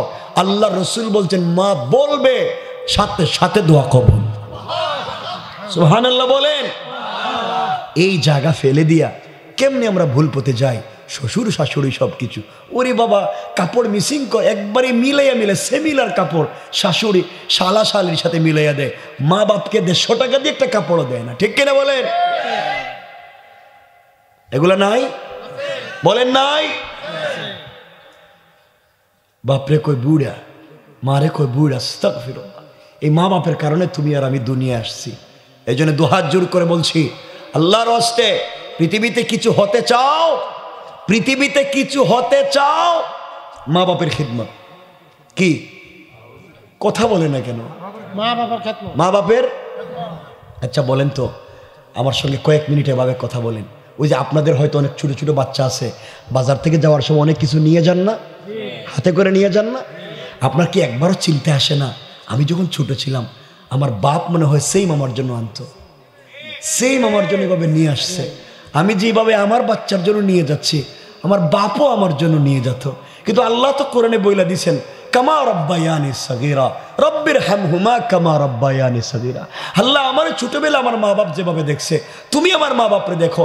একটা বার একদিন বলেন যে আজকে আমি আমার সন্তানের জন্য 1 কেজি আপেল কিনছি, সাথে সাথে আমার মাথায় আসছে আমার মা বাপ তো আছে না, আজকে সন্তানরা আগে দিতাম না, আজকে আমার মা বাপরে আগে দিব। আল্লাহ রসুল বলেন, এই চিন্তা আসার নামই এই লোকটা জান্নাতি। সুবহানাল্লাহ বলেন। এই চিন্তা আসার নামই এই লোকটা জান্নাতি। কই আমরা তো করি না, আমরা বলি কি 1 টুকরা আপেল দিয়ে, ওইটা না তোর দাদুরে দিস, তোর নানুরে দিস, তোমরা ওগুলো খাও। শয়তান করছেটা কি? হ্যাঁ, পুরো লাইফ শেষ, বরবাদ শেষ। কষ্ট পাইতেছেন আমার কথায়? আমি আল্লাহর নামে শপথ করে বলছি, কোরআন হাতে নিয়ে সন্তান স্ত্রী কেউ কিয়ামতের দিন কাজে আসবে না, কেউ না, সব স্বার্থপরের মতো ভুলে যাবে, কেউ না, যদি তাদেরকে দ্বীনের পথে না রাখো। আহা, আপনার তো অনেক সাহাবীদের ঘটনা জানানোর দিকে যেতে চাই না, এজন্য আল্লাহর ওয়াস্তে এখানে কার কার মা বাপ বেঁচে আছেন একটু হাত উঠাইয়া দেখান। মা বাপ বেঁচে আছেন? মাশাআল্লাহ, সবারই তো মা বাপ আছেন। আজকে আজকে বাড়িতে গিয়া মাকে জড়িয়ে বলবেন, মা আমাকে ক্ষমা করে দাও। বলেন আমাকে, কিছু কয় না। আজকে বাড়ি থেকে মাকে জড়িয়ে বলবেন, মা আমি অনেক ভুল করছি জীবনে, আমাকে ক্ষমা করে দাও। বাপকে জড়িয়ে বলবেন, আমি অনেক ভুল করছি, আমি আর জীবনে করবো না, আমাকে ক্ষমা করে দাও। আগামী লাইফ কামিয়াব হয়ে যাবে। বলতে পারবা না? নামাজে মনে হইতেছে না একটা বলবে না, বলেন ইনশাআল্লাহ। জিন্দেগি কামিয়াব হয়ে যায়, কথা শোনো হয়ে যায়। আহা, আপনি কি বুঝেন না? এমনও সন্তান আছে বন্ধু বান্ধব নিয়ে আপনাদের বাজারে প্রত্যেক দিন রাত্রে 500-1000 টাকা খরচ করে ফেলে চা নাস্তায়, অথচ বাবা 1 কাপ রং চা খাওয়ার টাকা পকেটে নাই। সে মোটর সাইকেল দৌড়ায় বন্ধু বান্ধব নিয়ে প্রতিদিন 500 টাকার তেল খরচ করে, আর তার বাবা রিক্সা পায় না, বাজারে হাইটা হাইটা যায়। কথা বলেন নাই? বলেন নাই? কত বড় নিমক হারাম! কি আশা করে এরা জান্নাতে? আমি যেগুলা বলতেছি এগুলো ভুল বলতেছি? আল্লাহ আমাদেরকে হেফাজত করুন। আপনার কি মনে আসে না, ও যুবক যাদের বাচ্চা আছে ছোট ছোট, এমন 1-2 জন হাত উঠান তো দেখি, ছোট ছোট বাচ্চা আছে 5-7 বছরের, অনেক মাস, কত মানুষের বাচ্চা আছে দেখি। আচ্ছা কন্ত রাত্র হইলে আপনার বাচ্চাকে কুলে নিয়ে ঘুমাইতে আপনার ভাল লাগে না? হ্যাঁ, আপনার বাচ্চাকে কুলে না জড়ালে কি আপনার ভাল লাগে? একটা চুম্বন না দিলে ভাল লাগে না? আপনার কি চিন্তা হয় না? সেম আমার মা বাপ, আমরা যেভাবে স্বামী স্ত্রী আমাদের বাচ্চাকে মধ্যখানে শোয়াইয়া কি আনন্দে আত্মহারা হয়ে ঘুমাই, আমার মা বাপ তো সেম আমাকে রাইকেই তো ঘুমাইছিল, সেম তো আমাকে ওখানে রাখছিল, আমাকে নিয়ে তো এত আনন্দ করছিল। কেমনে তুমি বেঈমান আর নিমক হারামের মতো তোমার বাচ্চারা নিয়ে আনন্দ করছে? একবার কেন মনে করো না মা বাপ তো আমার এমন করছিল, ঘুম থেকে লাফ দিয়ে উঠো, মায়ের ঘরে যাও, বাবার ঘরে যাও, বাবা আমি তোমার কাছে আজকে থাকতে চাই, আজকে মা তোমার সাথে থাকতে চাই। দেখো না মায়ের দিল খুলে যাবে, মা তোমার জন্য দিল খুলে দোয়া করবে, পুরো লাইফ তো কামিয়াব হয়ে যাবে। কি চাও তুমি? আমার এই কথাগুলো মনে রাখো, এই ভাঙ্গা ভাঙ্গা কথা তোমাদের মনে রাখো। পারবা না এগুলো? ইনশাআল্লাহ বলো না ইনশাআল্লাহ? জীবনে দেখবা সফলতা কার না। কথাগুলো দিল দিয়া শুনেন। কষ্ট নিচ্ছেন? একটু হাত তুলে দেখান তো দেখি কার কার অসুবিধা হইতেছে। অসুবিধা তো আমার হইতেছে রে, আমার যে কি কষ্ট। আমি বেশি লম্বা করব না, 11:30টার ভিতরে শেষ করে দিই। এক ঘন্টার উপরে হয়ে রইস, কিন্তু আমি 11:30টা রেখে দিতে চেষ্টা করবো, লম্বা করবো না। আপনারা বসেন, খুব কষ্ট করে কথাগুলো বলতেছি। কষ্ট হচ্ছে? অসুবিধা হয়? একজন উঠবেন, মনে করবো আপনি এই শ্বশুর বাড়ির কামলা, বলেন আপনি উঠলেই মনে করবো আপনি হেই কামলা, শ্বশুর বাড়ি যান মা বাপরে বাদ দিয়া। মানে উঠেন দেখি তো কে উঠে? এটা তো বিয়ে করে নাই, এটা তো বাচ্চা, এটা বিয়ে করে নাই। আমার মুসলমান বন্ধুগণ, কথাগুলা দিল দিয়া শুনেন, সামনে কি বলতে চাই, কথাগুলা দিল দিয়া শুনেন কি বলতে চাই। কথা যেহেতু মা বাপের চলে এসেছে, 1 মিনিটে বলে দেই। আপনি যদি দুনিয়ার জমিনে জান্নাতি স্বাদ পেতে চান, হায়াতে বারাকা চান, সুস্থতার জিন্দেগি চান, মা বাপকে যদি আপনি ঠিক রাখতে পারেন, সিদ্দিকে আকবরের বর্ণিত হাদিস, আল্লাহর রাসূল বলেছেন কোন বান্দার যদি মা বাপ তার উপরে সন্তুষ্ট হয়ে যায়, আল্লাহ তার রিজিকে বারাকা দেওয়ার সাথে সাথে তার হায়াতে এত বারাকা দিয়া দেয়। আল্লাহর রাসূল বলছেন তার ইন্তেকালের আগে কোনো একদিন না একদিন স্বপ্নে আমি রাসূলের সঙ্গে ওই বান্দার দেখা হয়ে যাবে। আপনারা এটা বুঝেন না? আবু বকরের মতো সাহাবী রাসূলের জিন্দা, ওমর উসমানের মতো জিন্দা, কিন্তু রাসূল মারা যাওয়ার সময় আগে জুব্বাটা খুইলা বলছেন, ও ওমর, ও আবু বকর, ও জুব্বাটা আমার ওয়াইস আল কারনিরে দিও। ওয়াইস আল কারনি তো সাহাবীও না, রাসূলের জীবনে দেখাও নাই, রাসূলও দেখে নাই, 2 দিন খুঁজে এইসব পায় নাই। রাসূল বলছেন এটা দিও, কারণ আমার ওয়াইস আল কারনি তো মা বাপের জন্য, মায়ের জন্য জীবন বিসর্জন দিয়ে ফেলেছে। আল্লাহু আকবার বলেন। তুমি পারলা না, শুধু পারলা না, শুধু তুমি।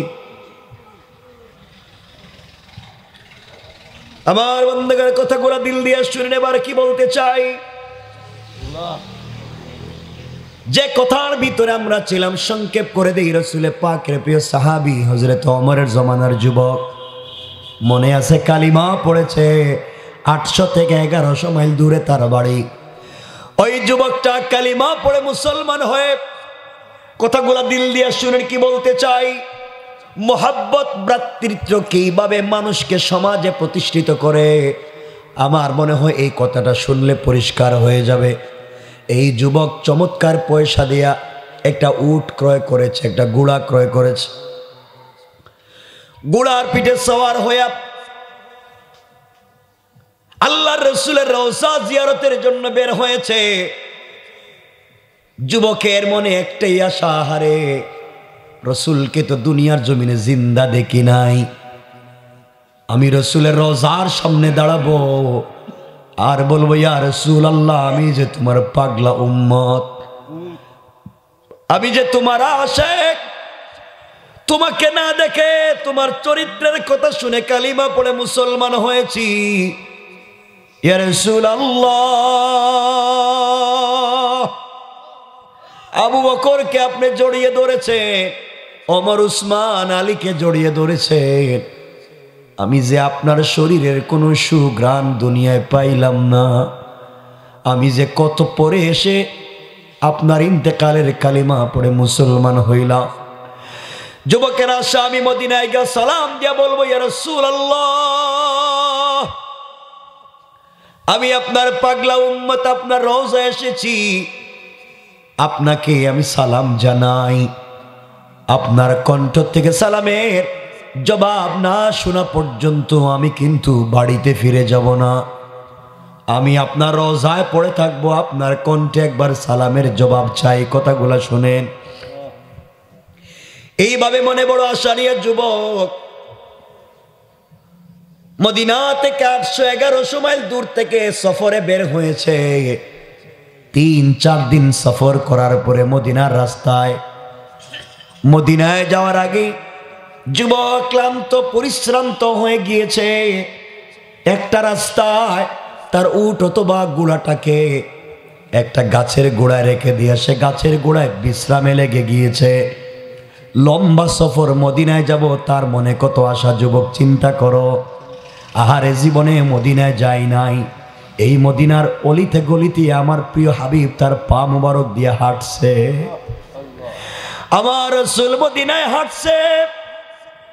এই মদিনার ধুলিকণা পাথরগুলা আমার রাসূলকে দাঁড়াইয়া সালাম দিয়েছে। এই মদিনার আসমানের মেঘমালা আমার রাসূলকে সারা দিন রাস্তায় হাঁটার সময় ছায়া দিয়েছে। মদিনার কত পশু পাখি আমার রাসূলকে সালাম দিয়েছে। এই এলাকায় তো রাসূল কতদিন হাঁটলেন। আমি আজকে প্রিয় হাবিবের মদিনায় যাই, মদিনায় হাবিব ইন্তেকাল করে রওজায় শুয়ে আছে, আজ মন খুলে হাবিবকে সালাম দিব। আমার মনে কত আনন্দ। এগুলা নিয়ে যুবক যখন শুয়ে পড়েছে ক্লান্ত, তার উট অথবা ঘোড়া মালিককে ঘুমে দেখে পাশের মধ্যে ছিল একজন বৃদ্ধ মানুষের ক্ষেত। বৃদ্ধ মানুষের কাজ ছিল, খামার ছিল। ওই খামারে গিয়ে খেতে গিয়ে তার সবগুলা খাবার ক্ষেত নষ্ট করে ফেলেছে, কিছু খেয়ে ফেলেছে। সন্ধ্যার সময় ওই ক্ষেতের মালিক একজন মুরব্বী এসে দেখেছে তার জমিনের পুরা খামারের ক্ষেতগুলা নষ্ট করে দিয়েছে।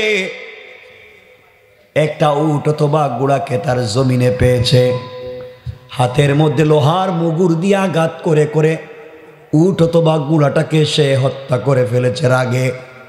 আমার জমিনে একটু মাত্র জমি, এই ক্ষেতের পয়সা দিয়ে পুরো বছর পরিবার চালাই, আজ আমার কিছুই নাই, সবই প্রাণী নষ্ট করে দিয়েছে, সেও তাকে হত্যা করে ফেলেছে। কিছুক্ষণ পর ওই যুবকের ঘুম ভেঙে গিয়েছে। ঘুম ভাঙ্গার পরে রেখে তার উট রাস্তার পাশে মরে পড়ে আছে। পাশের মধ্যে একজন মুরব্বী দাঁড়ায় আছে, ডাক দিয়া বলে, আঙ্কেল আপনি এখানে দাঁড়াই আছেন কেন, আমাকে বলেন, আর আমার উটটা বা কে মারছে তাও আমাকে বলেন। মুরব্বী ডাক দিয়া বলতেছে, যুবক রে, কার উট আমি চিনি না, এই যে আমার জমিনের খাবার নষ্ট করে ফেলেছে, আর কিছু নাই, এই জন্য আমি উটটাকে মেরে ফেলেছি। যুবক সেজদায় গিয়া চোখের পানি ছেড়ে কান্না করে আল্লাহকে ডাক দিয়া বলেছে, আল্লাহ,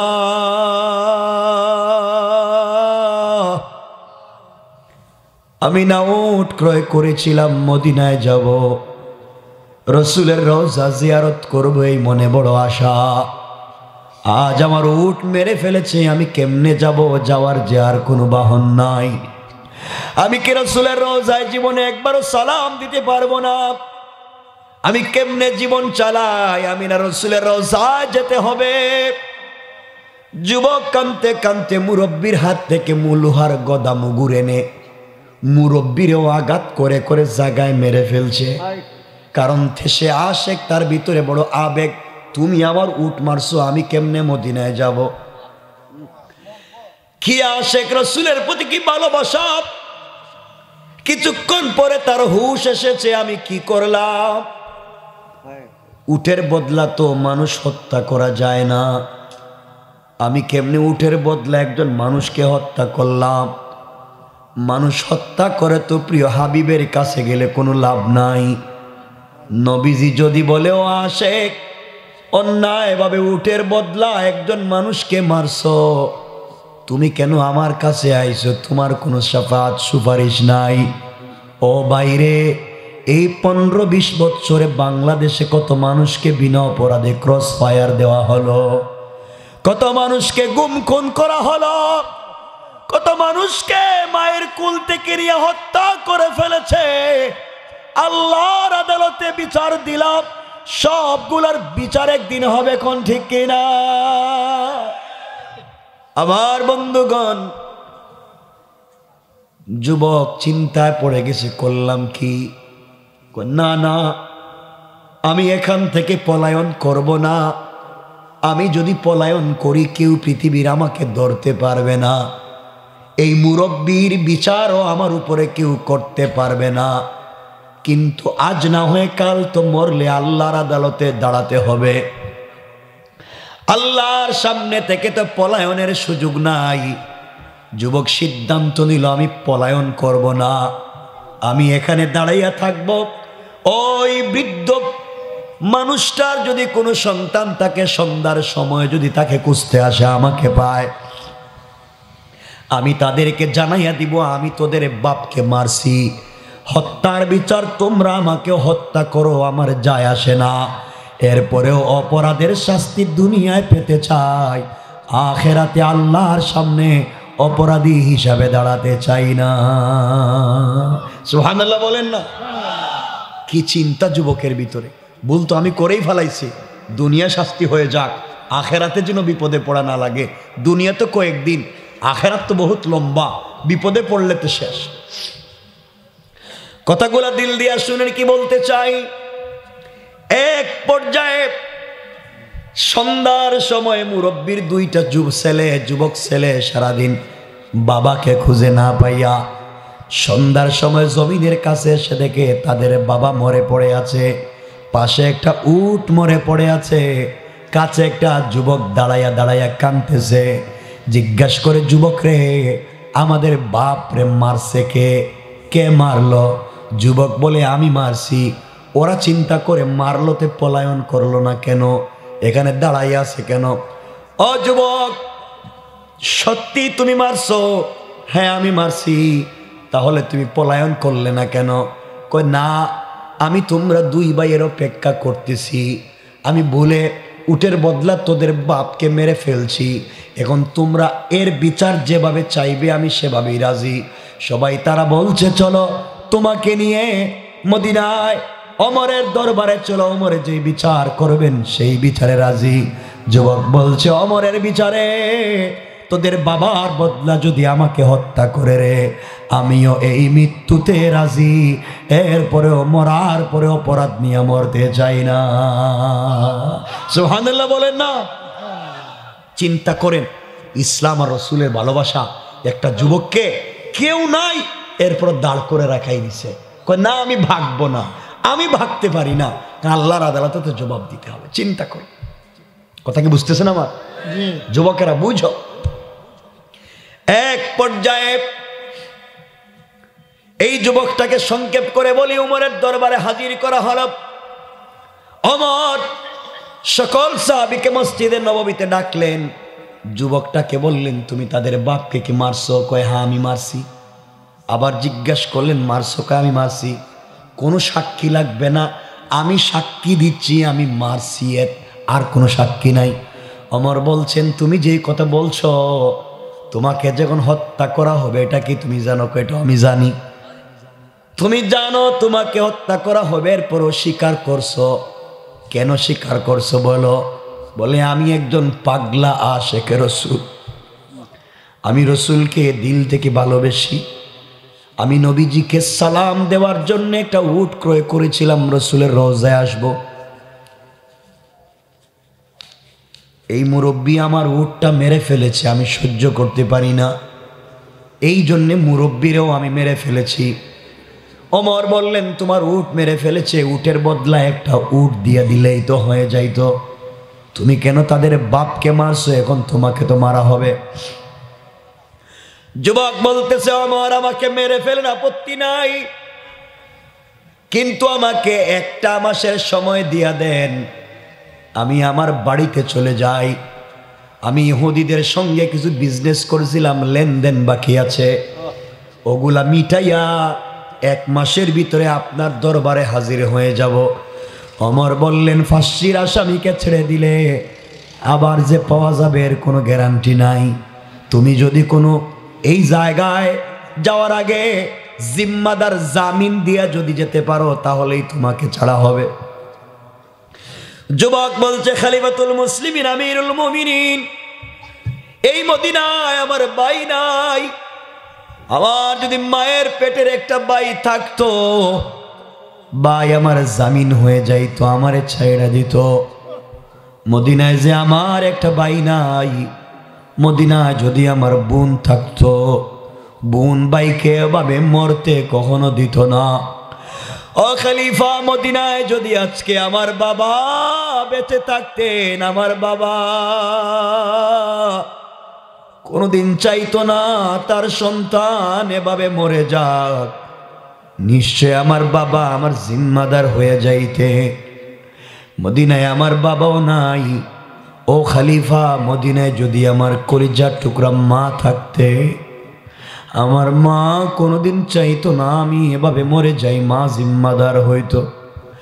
ও খলিফা, মদিনায় আমার মা নাই, আমার বাবা নাই, আমার ভাই নাই, আমার বোন নাই, কিন্তু আমার মন বলছে মদিনায় যদি আমার কলিজার টুকরা প্রিয় হাবিব, আমার কলিজার টুকরা নবীজি মদিনায় বেঁচে থাকতে, আমার রাসূল আমার জিম্মাদার হয়ে যাইতে। আমার নবীজি চাইতো না তার পাগলা উম্মত জাহান্নামে যাক। ওমর, মদিনায় নবীজিও নাই, আমার কেউ নাই, তুমি আমাকে মাইরা ফালাইবা, আমি বাড়িতে গিয়া ঋণ দিতে পারলাম না, কিয়ামতের দিন কি জবাব দেব? ওমর বলছেন, ইসলামের বিচার তো জিম্মাদার ছাড়া হয় না, আর আমি ওমর ইসলামের ল ছাড়া আর কিছুই বুঝি না। জল্লাদকে ডাকা হলো। পুরা মদিনার মধ্যে কান্নার রোল পড়ে গেলে তো ভদ্র ভালো মানুষে আশেক রসুল আজ নবীজির রওজা জিয়ারতের জন্য এসেছিল, এখন তাকে হত্যা করা হবে। যুবক বলে, ওমর আমাকে মারবার আগে আমার হাত পা বাঁধো, আমাকে বেঁধে টেনে টেনে একবার আমাকে রসুলের রওজায় নিয়ে যাও। যেই রসুলের রওজা জিয়ারতের জন্য ঘর থেকে বের হয়েছি, যেই রসুলের প্রেমে পাগল হয়ে আমি এত ঘটনা সাজিয়েছি, সেই রসুলের রওজায় আমাকে নিয়ে যাও। আমি কান্না করে বলবো, ইয়া রাসূলুল্লাহ, ও পয়গম্বরে আরবি, আমি যে তোমার পাগলা উম্মত ভুল করে ফেলছি। ওমর স্বেচ্ছায় আমাকে, আমি স্বেচ্ছায় ওমরের দরবারে এসেছি, আমার কিছু ঋণ ছিল, কেউ জিম্মাদার হইল না, কিয়ামতের দিন কিন্তু তুমি আমার জিম্মাদার হইয়া আমারে ছাড়াইয়া দিও। আমি রসুলকে সালাম দিতে চাই, তোমরা আমাকে রসুলের রওজায় নিয়ে যাও। জল্লাদ হাজির হয়ে গলায় ছুরি চালাইয়া টান দিবে, এমন সময় মসজিদে নববীর পিছন থেকে একটা যুবক হাত উঠাইয়া ওমরকে ডাক দিয়া বলছে, ওমর, এই যুবকের গলায় ছুরি চালাইও না। এই মুহূর্ত থেকে 1 মাসের জন্য আমি এই যুবকের জিম্মাদার হয়ে গেলাম। আল্লাহু আকবার। ওমর আশ্চর্য হয়ে গেলেন, কে রে কে? এই মানুষের ভিড়ে কে যুবকের জিম্মাদার হইল? আসো না, কাছে আসো, কে যুবক? তোমাকে চিনি। আস্তে আস্তে করে যুবক যখন কাছে এসেছে, ওমর তাকাইয়া দেখেন সে আর কেউ না, রসুলের 10 বৎসরের খাদিম, যার নাম হযরতে আবু যর গিফারি। আবু যর গিফারি আমার রসুলের এত বড় খাদেম। আল্লাহ রসুল আবু যরকে বলছেন, আবু যর একটা ঘর বানাও, একটা বাড়ি বানাও, নিজের বাড়িতে থাকো। আবু যর বলছে, রাসূলুল্লাহ, আপনি কি আমাকে আপনার থেকে দূরে রাখতে চান? নবীজি বলছেন, না রে আবু যর, তোমার তো একটা ঘরের দরকার। আবু যর বলছে, ইয়া রাসূলুল্লাহ, আমি 1 মিনিটের জন্য আপনাকে ছাড়া থাকতে পারবো না। এই আবু যর হাত উঠাইছে।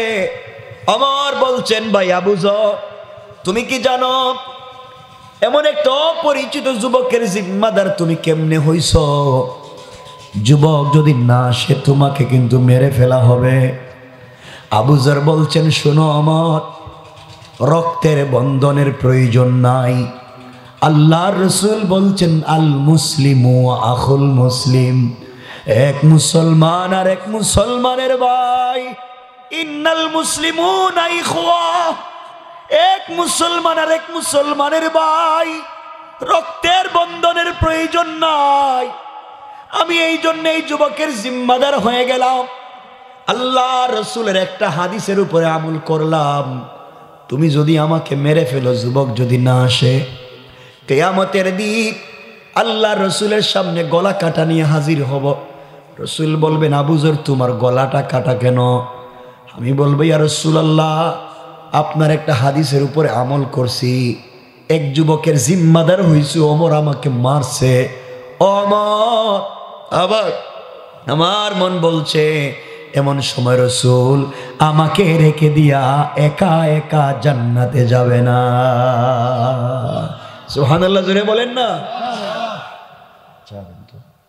আমার বন্ধুগণ, কথাগুলো দিল দিয়া শুনুন, সংক্ষেপ করে দেই। কষ্ট হচ্ছে?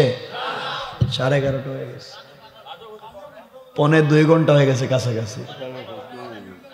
আর এই যে গলা নিয়ে যে এই মাইকে যে কথা বলতেছি, অসুবিধা হইতেছে আপনাদের? লম্বা হয়ে যাইতেছে, কষ্ট হয়, অসুবিধা হয়। আমার বন্ধুগণ, কথাগুলা দিল দিয়া শুনেন। এবার কি বলতে চাই, মনোযোগ দিয়া মূল কথাগুলো শুনেন। হযরত ওমর যুবকটাকে 1 মাসের ছুটি দিয়ে দিলেন আর বলছেন, ভাই যাও, আগামী আরবি মাসের প্রথম শুক্রবার জুমার নামাজ মদিনার মসজিদে পড়বা। যদি তোমাকে না পাওয়া যায়, তোমার জিম্মাদার আবু যর গিফারিকে হত্যা করা হবে। যুবক তার বাড়িতে চলে গিয়েছে। বাড়িতে গিয়া তার সম্পত্তি বিক্রি করে ইহুদির ঋণ পরিশোধ করছে। ইহুদির ঋণ পরিশোধ করে বাবার ঘরে গিয়েছে। বাবাকে জড়াইয়া ডাক দিয়া বলেছে, বাবা,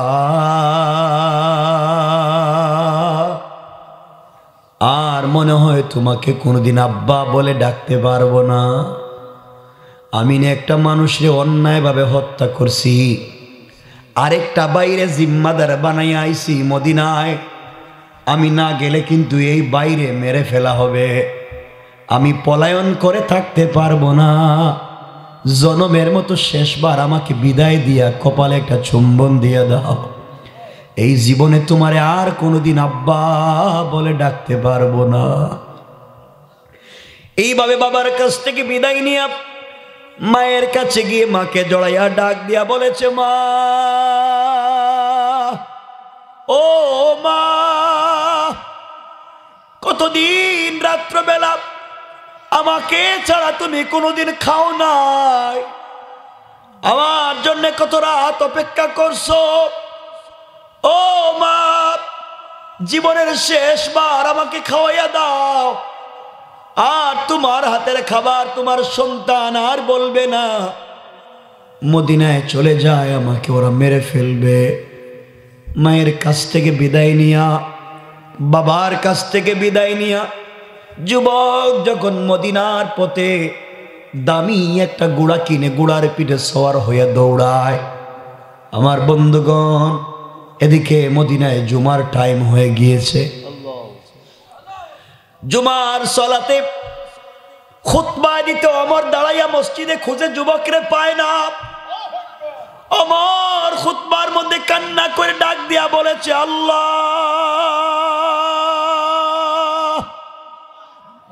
কত মানুষের জীবনে হত্যা করবার অর্ডার দিছি,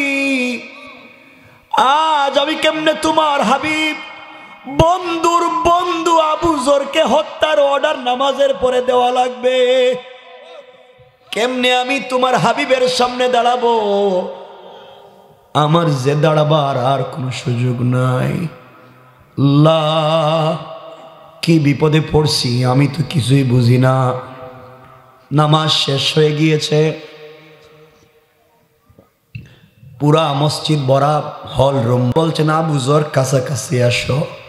আবু যর হাজির। ও আবু যর, তোমার বন্ধু, তুমি যার জিম্মাদার হইলে, হ্যাঁ তো এখনো আসে নাই, এখন যে তোমাকে হত্যা করা লাগবে। আবু যর বলছে, আমার কোনো আপত্তি নাই, একটা বার আমাকে রসুলের রওজায় নিয়ে যাও। আবু যর রসুলের রওজায় গিয়ে চোখের পানি ছেড়ে কান্না করে ডাক দিয়া বলছে, ইয়া রাসূলুল্লাহ, ইয়া হাবিবাল্লাহ,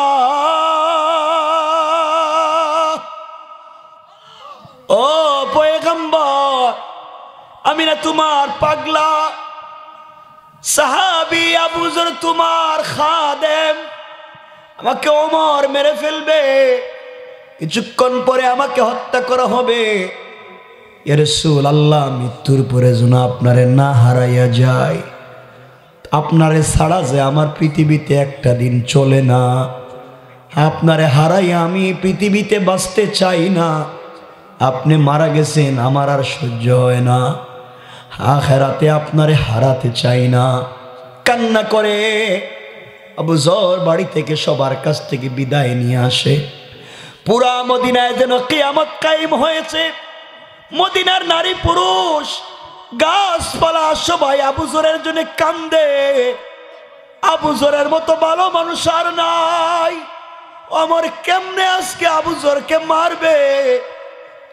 বাচ্চারা পিছনে পিছনে কান্দে, মদিনার নারী পুরুষ কান্দে, জল্লাদও কান্দে। জল্লাদ বলে, আল্লাহ, জীবনে কত মানুষের মারছি, কিন্তু আমি আবু যরের গলায় ছুরি যে চালাতে পারবো না।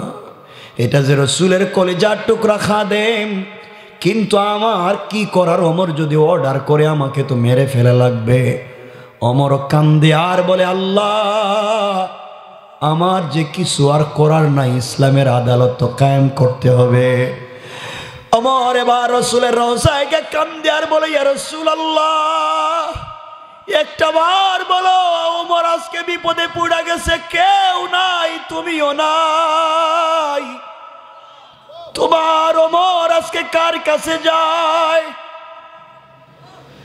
এমন সময় সব আয়োজন শেষ করে আবু যর গিফারিকে যখন শোয়াইয়া দেওয়া হয়েছে, আবু যর গিফারি বলছেন, ওমর, আমি যখন সেজদায় গিয়া পড়ব সুবহানা রব্বিয়াল আলা, আল্লাহ বড়, এটা বলবো, আমার গলায় ছুরি চালাইয়া দিও। মদিনার মানুষ ভূমিকম্পের মতো কান্দে। এমন সময় ওমর বলছেন, গলায় ছুরি লাগাইয়া টান দাও। আবু যরের জল্লাদ আল্লাহু আকবার বলে টান দিবে।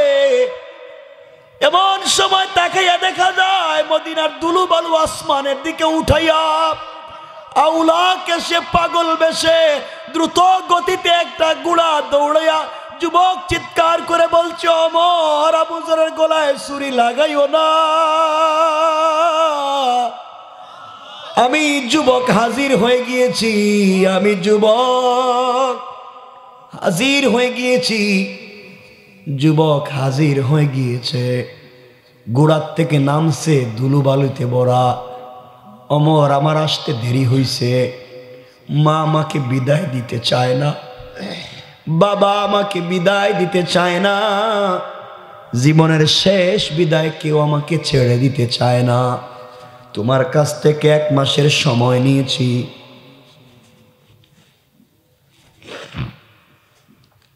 চলে এসেছি, আমার ভাই আবু যরকে তুমি ছেড়ে দাও। ওমর আশ্চর্য হইয়া চোখের পানি ছেড়ে এখন আরো বেশি কান্দে।